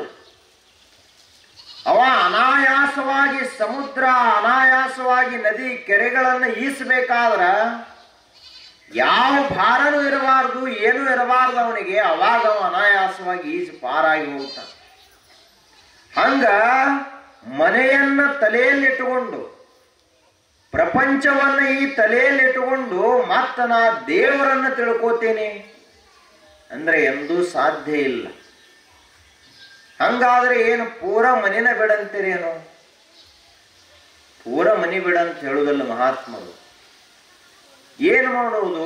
ದಿವಸಕ್ಕೆ 1 ತಾಸಾದ್ರೂ ತಲೆ ಒಳಗಿಂದ ಮನೆ ಕೆಳಗಿಳಿಸಬೇಕು. ಪ್ರಪಂಚವನ್ನು ಈ ತಲೆಯೊಳಗಿಂದ ಕೆಳಗಿಳಿಸಿ ಇಟ್ಟು 1 ತಾಸಾದ್ರೂ ನಾವು ದೇವ ಧ್ಯಾನವನ್ನು ಮಾಡಬೇಕು. ಅವಾಗ ಏನಾಗುತ್ತದೆ? ನಮಗ ಸಮಾಧಾನ, ಶಾಂತಿ ಸಿಗುತ್ತದೆ. ಒಂದು ವೇಳೆ ನಾವು ಬರೀ ಇದೇ ಪ್ರಪಂಚಕ್ಕಾಗಿ ಬಡದಾಡಿದೀವಿ ಅಂದ್ರೆ ಕೊನೆಗೆ ನಮಗೆ ಬರುವುದು ಏನು ಅಂದ್ರೆ ದುಃಖ ಮಾತ್ರ ನಮ್ಮ ಜೊತೆಗೆ ಬರ್ತದೆ, ಮತ್ತೇನು ಬರುವುದಿಲ್ಲ. ಮಹಾರಾಜನಂಥ ಮಹಾರಾಜ ಎಲ್ಲಾ ತ್ಯಾಗ ಮಾಡಿ ನೆಲಕ್ಕೆ ಕುಂತ ಋಷಿಗಳ ಹತ್ತಿರ ಜ್ಞಾನವನ್ನ ಕೇಳಿದ. ಅದೇ ಜನ್ಮದೊಳಗ ಒಬ್ಬ ದೊಡ್ಡ ಜ್ಞಾನಿಯಾದ. ಇವತ್ತು ಜಾನುಶ್ರುತಿ ಮಹಾರಾಜನ ಹೆಸರ ಒಬ್ಬ ಮಹಾರಾಜ ಆದನಂತ ಯಾರು ಜಗತ್ತು ನೆನಪಿಟ್ಟಿಲ್ಲ. ಯಾಕೆ ಅಂದ್ರೆ ಇಲ್ಲಿಯವರೆಗೆ ಕೋಟ್ಯಾಂತರ ಜನ ಮಹಾರಾಜರಾಗಿ ಹೋದ್ರೆ ಜಗತ್ತಿನೊಳಗೆ ಅವ್ರ ಹೆಸರು ನೆನಪಿಟ್ಟಿಲ್ಲ ಜಗತ್ತು. ಎಂದಾಗಿ ಹೋದನೋ ಏನೋ, ಆದ್ರೆ ಇವತ್ತು ಅವನ ಹೆಸರು ನಾವು ನೆನೆಸಬೇಕಾದ್ರ, ಜಗತ್ತು ನೆನೆಸಬೇಕಾದ್ರ ಅವ ಆತ್ಮಜ್ಞಾನವನ್ನ ಪಡೆದುಕೊಂಡ ಅಂತ ತಿಳ್ಕೊಂಡು ಅವನ ಹೆಸರ ಅಜರಾಮರವಾಗಿ ಉಳಿತು. ಅದರಂತೆ ನಾವು ಕೂಡ ಚಿಂತಾ ಪರಬ್ರಹ್ಮ ವಿನಿಶ್ಚಯಾಯ ಹುಟ್ಟಿದ ಬಳಿಕ ಸ್ವಲ್ಪ ಆದ್ರೂ ತಿಳ್ಕೋಬೇಕು. ಏನು ತಿಳ್ಕೊಳ್ಳೋದು ಅಂದ್ರ ಬ್ರಹ್ಮ ತತ್ವ, ದೇವರಂದ್ರೆ ಏನು ಇದನ್ನ ತಿಳ್ಕೊಳಕ್ ಪ್ರಯತ್ನ ಮಾಡಬೇಕು. ತಿಳಿಯದೇ ಇತ್ತು ಅಂದ್ರ ಭಕ್ತಿ ಮಾಡಬೇಕು. ಭಕ್ತಿ ಅಂದ್ರೆ ಬರೀ ನಾವೊಂದು 2 ತೆಂಗಿನಕಾಯಿ ಹೊಡೆದು ಉದಿನ ಕಡ್ಡಿ ಬೆಳಗಿದ್ರೆ ಅಷ್ಟೇ ಭಕ್ತಿ ಅಲ್ಲ. ಎದಕ್ಕೆ ಭಕ್ತಿ ಅಂತ ಕರೀತಾರ? ಆವ ಕಾಲದೊಳು ಬಳಿಕಾವ ದೇಶದೊಳು ಬೇರಾವ ವಸ್ತುವಿನೊಳು ಒಡವೆರೆಯದ ಅತಿ ಮಮತೆ ಆವ ಪರಿಯೊಳು ತನ್ನ ಮೇಲಿರ್ಪುದೋ ಅಂತೆ ಗುರುದೇವತೆಯೊಳು ಅನುರಾಗವಿಹುದೇ ನಿಜ ಭಕ್ತಿ. ಒಂದ ಉದಾಹರಣೆಯನ್ನು ಹೇಳ್ತಾರ ಅವರು. ಭಕ್ತಿ ಅಂದ್ರೆ ಎದಕ್ಕೆ ಕರೀತಾರ? ಯಾವುದು ಪರಮ ಪ್ರೇಮ ರೂಪವಾಗಿದೆಯೋ ಅದುವೇ ಭಕ್ತಿ. ಅದಕ್ಕೆ ಸರಳ ಉದಾಹರಣೆ ಏನು? ಸಣ್ಣವರಿರ್ಲಿ ದೊಡ್ಡವರಿರ್ಲಿ ವಯಸ್ಸಾದವರಿರ್ಲಿ ಯಾರಾದ್ರೂ ಸರಿ, ರೋಗಿಗಳಿರ್ಲಿ ಬಹಳ ಆರೋಗ್ಯವಂತರಿರ್ಲಿ, ಶ್ರೀಮಂತರಿರ್ಲಿ ಬಡವರಿರ್ಲಿ ಯಾರಾದ್ರೂ ಸರಿ, ತಮ್ಮ ಮೇಲೆ ಎಂದು ಪ್ರೇಮ ಕಡಿಮೆ ಆಗುವುದಿಲ್ಲ ಯಾರದು. ಹೊರಗಿನ ವಸ್ತುಗಳ ಮೇಲಿನ ಪ್ರೇಮ ಕಡಿಮೆ ಆಗುತ್ತದೆ, ಬಂಧು ಬಾಂಧವರ ಮೇಲಿನ ಪ್ರೇಮ ಕಡಿಮೆ ಆಗುತ್ತದ. ಆದ್ರೆ ತಮ್ಮ ಮೇಲಿರುವಂತಹ ಒಂದು ಪ್ರೇಮ ಏನದ ಅದು ಎಂದೂ ಕಡಿಮೆ ಆಗುವುದಿಲ್ಲ, ಅದು ಹಂಗೆ ಇರ್ತದೆ. ಆವ ಕಾಲಗಳು ಯಾವ ಕಾಲ ಆದರೂ ಸರಿ, ಆವ ದೇಶಗಳು ಬಳಿಕಾವ ವಸ್ತುವಿನಳು. ಹಂಗ ತನ್ನ ಮ್ಯಾಲ ಅಷ್ಟು ಪ್ರೇಮ ಇರ್ತದಲ್ಲ, ಹಂಗ ಗುರುಗಳ ಮ್ಯಾಲ ದೇವರ ಮ್ಯಾಲ ನಮಗಷ್ಟು ಪ್ರೀತಿ ಪ್ರೇಮ ಇತ್ತು ಅಂದ್ರೆ ಅದಕ್ಕೆ ಭಕ್ತಿ ಅಂತ ಕರೀತಾರೆ. ಅಂತಹ ಭಕ್ತಿಯನ್ನು ನಾವು ಹೊಂದಬೇಕು, ಭಕ್ತಿವಂತರಾಗಬೇಕು, ದೇವರನ್ನ ತಿಳಿದುಕೊಳ್ಳಬೇಕು. ದೇವರೆಲ್ಲೋ ಹೊರಗದಾನಂತ ನಾವು ಹುಡುಕಾಡ್ಕೋತ ಹೋಗ್ತೀವಿ. ಎಲ್ಲದಾನ ದೇವರು? ದೇವರೆಲ್ಲೋ ಕಾಶಿ ವಿಶ್ವೇಶ್ವರ ಅಲ್ಲೆದಾನ ದೇವರು. ದೇವರು ಎಲ್ಲದಾನ? ಶ್ರೀಶೈಲದೊಳಗೆ ದೇವರದಾನ, ಇಲ್ಲಿ ದೇವರಿಲ್ಲ. ದೇವರ ಗುಡಿ ಒಳಗದಾನ ಹೊರತು ನಮ್ಮೊಳಗೆ ದೇವರಿಲ್ಲ ಅಂತ ನಾವು ತಿಳಿದಿದ್ದೀವಿ. ಆದ್ರೆ ಅದು ತಪ್ಪು. ದೇವರು ಎಲ್ಲದಾನ ಅಂದ್ರೆ ನಮ್ಮ ಒಳಗನ ಅದಾನ, ಅವನನ್ನು ನಾವು ತಿಳ್ಕೊಳಕ್ ಪ್ರಯತ್ನ ಮಾಡಬೇಕು. ಹೆಂಗೆ ತಿಳ್ಕೊಳ್ಳುವುದು? ನಮ್ಮ ರೀತಿ ಹಾಗದ, ನಾವೀಗ ಏನು ಮಾಡ್ತೀವಿ, ಏನು ಮಾಡಬೇಕಾಗಿದೆ. ಒಬ್ಬರು ಹಿರಿಯರು ತೀರ್ಥಯಾತ್ರಾ ಹೊಂಟಿದ್ರು. ಮೊದಲಿನ ಕಾಲಕ್ಕೆ ನಡ್ಕೋತ ಹೊಕ್ಕಿದ್ರು, ಕಾಶಿಗೆ ಹೊಂಟಿದ್ರು. ಅವರು ಹೋಗೋ ಮುಂದ ಅವರ ಎಲ್ಲ ತಮಗೆ ಏನೇನು ಬೇಕು ಆ ವಸ್ತು ಎಲ್ಲ ಒಂದು ಚೀಲದಾಗ ಹಾಕೊಂಡು ಅದಕ್ಕೆ ಪ್ರವಾಸಕ್ಕೆ ಎಷ್ಟು ಬೇಕಷ್ಟ ಎಲ್ಲ ರೊಕ್ಕ ತಗೊಂಡು ಹೊಂಟಿದ್ರು. ಹೋಗು ಮುಂದ ದಾರಿ ಒಳಗ ಒಬ್ಬ ಯುವಕ, ಒಬ್ಬ ಹುಡುಗ ಭಾರಿ ಇದ್ದವ. ಕಾಣ್ಲಾಕ ಸಜ್ಜನನಂಗ ಬಹಳ ಒಳ್ಳೆ ಹುಡುಗ ಅನ್ಸ್ಬೇಕು, ಮುಗ್ಧ ಹುಡುಗ ಅನ್ಸ್ಬೇಕು, ಹಂಗಿದ್ದ. ಒಳಗೆ ಸ್ವಲ್ಪ ಕಳ್ತನ ಮಾಡೋ ಚಟ ಇತ್ತವ. ದಿನ ಮುಂಜಾನೆ ಆದ ಬಳಿಕ ಅವ್ರೇನು ಹಿರಿಯರಿದ್ರ ಅಜ್ಜ ದಿನ ಒಂದು 1000 ರೂಪಾಯಿ ಇದ್ದು ಆಗಿನ ಕಾಲಕ್ಕ ದಿನ ಅವು 1000 ರೂಪಾಯಿ ಎಲ್ಲ ಎಣಸೋದು, ಮತ್ತೆ ಬ್ಯಾಗಿನೊಳಗೆ ಇಡ್ತಿದ್ರು, ಚೀಲದಾಗ ಇಡ್ತಿದ್ರು. ಆ ಬಳಿಕ ಹುಡುಗಗೆ ಚಿಂತೆ ಆಗೋದು, ಹೆಂಗ ತಗೊಳ್ದೀವಿ 1000 ರೂಪಾಯಿ ಅಂತವ ಎಲ್ಲ ವಿಚಾರ ಮಾಡಿದ. ಆದ ಬಳಿಕ ಒಂದ್ ದಿವಸ ಅಜ್ಜ ಮಲ್ಕೊಂಡ ಬಳಿಕ ಒಂದು ಕೆಲಸ ಏನು ನಿದ್ದೆ ಹತ್ಲಿಲ್ಲ.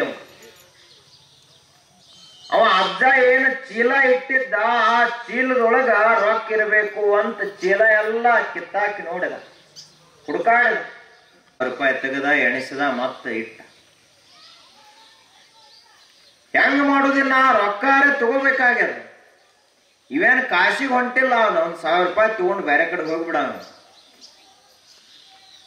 ಆ ಬಳಿಕ ಅಜ್ಜ ಮತ್ತೆ ಒಂದ್ ದಿವಸ ಮಲ್ಕೊಂಡ, ಎಲ್ಲ ಅವನ ಚೀಲ ಅಂಗಿ ಏನಿರ್ತದ ಅಂಗಿ ಒಳಗೆಲ್ಲ ಹುಡುಕಾಡಿದ. ಅಜ್ಜನ ಅಂಗಿ ಒಳಗೆ ಹುಡುಕಾಡಿದ, ಚೀಲದಾಗ ಹುಡುಕಾಡಿದ, ಎಲ್ಲ ಹುಡುಕಾಡಿದ, ಎಲ್ಲೂ ಸಿಗಲಿಲ್ಲ. ಒಂದು ಜಾಗ ಉಳ್ದತ್. ಅಜ್ಜ ಬಹಳ ಹುಷಾರದಾನ, 8 ವರ್ಷ ಪ್ರಪಂಚ ಮಾಡ್ಯಾನ, 4 ಮಂದಿ ಮಕ್ಕಳಿಗೆ ಹತ್ಲಾರ್ದಂಗ ಪ್ರಪಂಚ ಮಾಡ್ಯಾನ. ಒಟ್ಟ ಆಸ್ತಿನ ಕೈಗೆ ಹತ್ತಿಲ್ಲ. ಅವ್ 4 ಮಂದಿ ಗಣಮಕ್ಕಳು ಯಾವಾಗ ನಮ್ಮ ಅಪ್ಪ ಸಾಯ್ತಾನ, ಯಾವಾಗ ನಾವು ಆಸ್ತಿ ತಗೊಂಡು ಅವ್ರು. ಹಿಂದಿನ ಕಾಲದಾಗ ಹಂಗ ಚಾವಿನ ಒಟ್ಟು ಹೊರಗಿಡ್ತಿರ್ಲಿಲ್ಲ. ಅವ್ರು ಜಳಕ ಮಾಡಾಗ ಸಹಿತ ಅದು ಇರಬೇಕು ಮೈ ಮೇಲೆ. ಹಂಗ ಮಾಡಿದಾಗ ಅವ ಹುಡುಗ ವಿಚಾರ ಮಾಡಿದ, ಬಹುತೇಕ ಈ ಅಜ್ಜ ಬಹಳ ಬೆರಕಿದ್ದಂಗ ಕಾಣ್ತಾನ, ತಲೆಗುಂಬು ಕೆಳಗೆ ಇಟ್ಕೊಂಡಿರ್ಬೇಕು ನೋಡು ಅಕ್ಕ ಅಂದ. ಆಯ್ತು, ಅಜ್ಜ ಮುಂಜಾನೆ ಎದ್ದು ಸ್ನಾನ ಮಾಡ್ಲಾಕ್ ಹೋಗಿದ್ದ. ಇವ ಅವಾಗ ಆ ತಲೆದಿಂಬು ಹೊಳ್ಳಿಸಿ ನೋಡಿದ, ಅಲ್ಲೂ ಇಲ್ಲ ರೊಕ್ಕ. ಮತ್ತವ ಅಜ್ಜ ಜಳಕ ಮಾಡಿದ, ಎಲ್ಲ ಮಾಡಿ ಬಂದ, ಪೂಜಾ ಆದ ಬಳಿಕ ಮತ್ತೆ 1000 ರೂಪಾಯಿ ಎಣಿಸಿದ. ಇವ್ ಚಿಂತೆ ಹೆಚ್ಚಾದ, ತಡ್ಕೊಳಕ್ ಆಗಲಿಲ್ಲ. ಅವಾಗ ಕೇಳೇ ಬಿಡುನು ಏನಾದ್ರೂ ಆಗಲಿ ಅಂತ ಕೇಳಿದವ. ಅಲ್ರಿ ನಾ ಬಹಳ ದೊಡ್ಡ ಎಕ್ಸ್ಪರ್ಟ್ ತುಡುಗದ, ನಾನು ಸಾಮಾನ್ಯ ತುಡುಗೇನಲ್ಲ, ಮಾಸ್ಟರ್ ಡಿಗ್ರಿ ಆಗೈತೆ ನಂದಿದ್ರೊಳಗೆ. ಕಣ್ಣು ಮುಚ್ಚಿ ತೆಗಿದ್ರೊಳಗಾಗಿ ಕೊಳ್ಳನ ಸರ ಗೊತ್ತಾಗೋದಿಲ್ಲ, ಹಂಗ ಕಳ್ತನ ಮಾಡ್ತೀನಿ. ಈಗ ನೋಡ್ರಿ ಸಿಟಿ ಒಳಗೆ, ದೊಡ್ಡ ದೊಡ್ಡ ಸಿಟಿ ಒಳಗೆ ಎಕ್ಸ್ಪರ್ಟ್ ಕಳ್ತನ. ಅದಕ್ಕೆ ನೀವೆಲ್ಲ ಹೊರಗೆ ಹೋಗೋ ಮುಂದ ನಕಲಿ ಹಾಕೊಂಡು ಹೋಗುತ್ತೆ. ಬರೀ ಎಲ್ಲರೇ ನಮ್ಮ ಮನೆಯೊಳಗೆ ಬಂಗಾರದ ಅಂತ ಹೇಳಿ ಶ್ರೀಮಂತಿಕೆ ತೋರಿಸೋ ಸಲುವಾಗಿ ಎಲ್ಲರ ಹಾಕೊಂಡು ಹೋದ್ರಿ ಅಂದ್ರೆ ಮನೆಗೆ ಬರೋದು ನೀವು ಅಟ್ಟ ಬರ್ತೀರ, ಅದು ಹೋಗಿಬಿಟ್ಟಿರ್ತದೆ.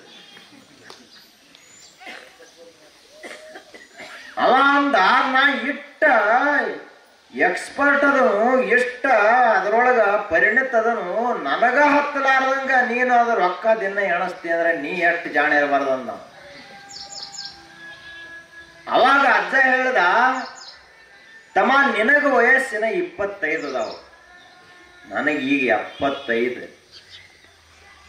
ನೀನು 25 ವರ್ಷದ ಬಿಸಿಲ ನೀರ ಗಾಳಿ ಅಷ್ಟ ತಿಂದದಿ, ನಾ 75 ವರ್ಷ ಈ ಜಗತ್ತಿನೊಳಗೆ ಬದುಕೇನಿ, ನಿನಕ್ಕೆ ಹಿರಿಯಾದನಂದವ. ನೀನ ಇಷ್ಟ ಅದಿ, ನಿನ್ನ ಬುದ್ಧಿನ ಇಷ್ಟು ಓಡಬೇಕಾದ್ರೆ ನಾ ಪ್ರಪಂಚದೊಳಗ ಹಲವಾರು ಸಮಸ್ಯೆಗಳನ್ನು ಎದುರಿಸಿ ಜನ ಹೆಂಗಿರ್ತಾರ, ಹೆಂಗ್ ವ್ಯವಹಾರ ಮಾಡ್ತಾರ ಅದನ್ನ ಎಲ್ಲಾ ನೋಡಿ ನಾ ಇಷ್ಟು ಬೆಳೆದ ನೀವು ಈ ಹಂತಕ್ಕ. ಅದಕ್ಕ ನೀ ಬಂದ ದಿವಸ ನಿನ್ನ ಮುಖ ನೋಡಿದ ಬಳಕ, ನಿನ್ನ ಮಾತಾಕತಿ ನೋಡಿದ ಬಳಕ ನನಗೆ ಗೊತ್ತಾತು ನೀವು ಒಬ್ಬ ಕಳ್ಳದಿ, ಒಬ್ಬ ತುಡುಗದಿ ಅಂತ ಅವತ್ತ ನನಗೆ ಗೊತ್ತಾತು. ಆದ್ರೆ ಹೇಳುವುದು ಹೆಂಗ, ಇಲ್ಲಿ ಬಿಡು ಅಂತ ಹಂಗ ಇಟ್ಟಿದ್ದೆ. ಹಂಗಾದ್ರೆ ರೊಕ್ಕ ಎಲ್ಲಿ ಇಡ್ತಿದ್ರಿ ನೀವು ದಿನ ಅಂತ ಕೇಳಿದವ. ಅವಾಗ ಅವರು ಹಿರಿಯರು ಹೇಳಿದ್ರು, ತಮ್ಮ ನನಗ ಒಂದ ಮನೋವಿಜ್ಞಾನ ಗೊತ್ತದ, ಎಲ್ಲರ ಮನಸ್ಸು ಹೆಂಗ್ ಕೆಲಸ ಮಾಡ್ತದಂತ ಗೊತ್ತದ. ಅದಕ್ಕ ನಾನು ರೊಕ್ಕ ನನ್ನ ತಲೆದಿಂಬ ನನ್ನ ಚೀಲದೊಳಗೆ ಇಡ್ತಿರ್ಲಿಲ್ಲ, ನಿನ್ನ ತಲೆದಿಂಬ ಕೆಳಗೆ ನಾ ರೊಕ್ಕ ಇಡ್ತಿದ್ನಂತ.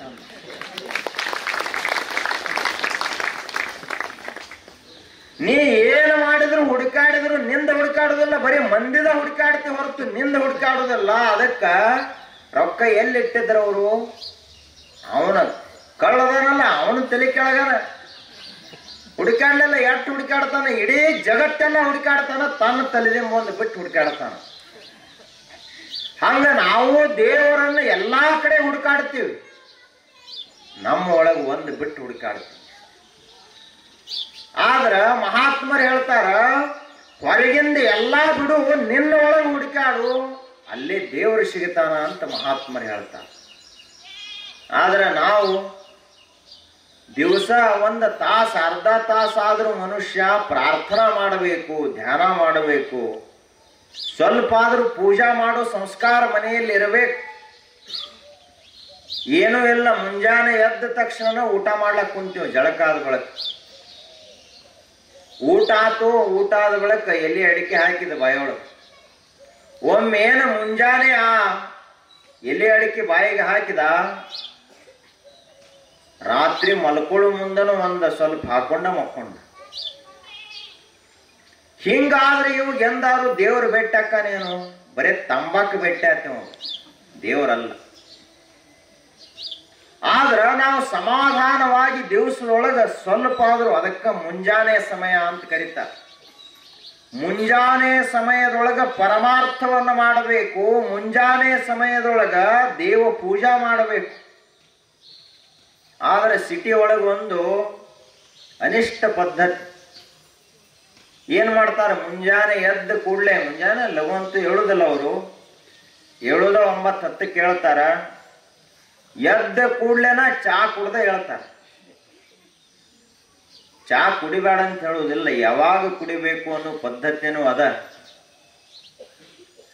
ಹಿಂಗಾಯ್ತು ಅಂದ್ರೆ ಅವ್ರಿಗಿನ್ನ ನಮ್ಮೊಳಗೆ ಇರುವಂತಹ ಆ ಜ್ಯೋತಿಯ ದರ್ಶನ ಆಗುವುದು ಯಾವಾಗ, ಚಿಂತಾ ಪರಬ್ರಹ್ಮ ವಿನಿಶ್ಚಯಾಯ.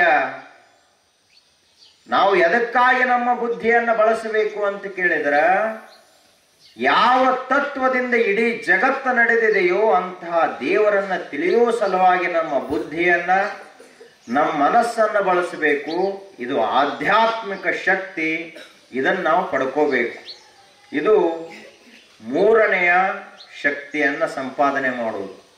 ಮೊದಲನೇದ್ದು ಅರ್ಥಶಕ್ತಿ, ಅಂದ್ರ ಸಂಪತ್ತು ಗಳಿಸೋದು. ಎರಡನೆಯದು ವಿದ್ಯಾಶಕ್ತಿ, ಈ ಲೋಕದೊಳಗೆ ಬದುಕಲಿಕ್ಕೆ ಏನು ಬೇಕು ಅಂತಹ ವಿದ್ಯೆಯನ್ನು ಗಳಿಸುವುದು. ಮೂರನೇದ್ದು ಆಧ್ಯಾತ್ಮಿಕ ಶಕ್ತಿ, ನಾವು ಸಮಾಧಾನವಾಗಿರಬೇಕಾದ್ರೆ ಆಧ್ಯಾತ್ಮಿಕ ಜ್ಞಾನವನ್ನು ಪಡೆಯಬೇಕು, ದಿನಾಲು ಸಾಧನಾ ಮಾಡಬೇಕು. ಅದು ಮೂರನೆಯ ಶಕ್ತಿ. ಇನ್ನು ನಾಲ್ಕನೇ ಶಕ್ತಿಯ ಬಗ್ಗೆ ನಾಳೆ ನೋಡೋಣ ಅಂತ ಹೇಳ್ತಾ ಇವತ್ತಿನ ಸತ್ಸಂಗಕ್ಕೆ ಮಂಗಲ. ಓಂ ಪೂರ್ಣಮದಃ ಪೂರ್ಣಮಿದಂ ಪೂರ್ಣಾತ್ ಪೂರ್ಣಮುದಚ್ಯತೆ ಪೂರ್ಣಸ್ಯ ಪೂರ್ಣಮಾದಾಯ ಪೂರ್ಣಮೇವಾವಶಿಷ್ಯತೆ. ಓಂ ಶಾಂತಿ ಶಾಂತಿ ಶಾಂತಿ. ಓಂ ಶ್ರೀ ಗುರುಭ್ಯೋ ನಮಃ.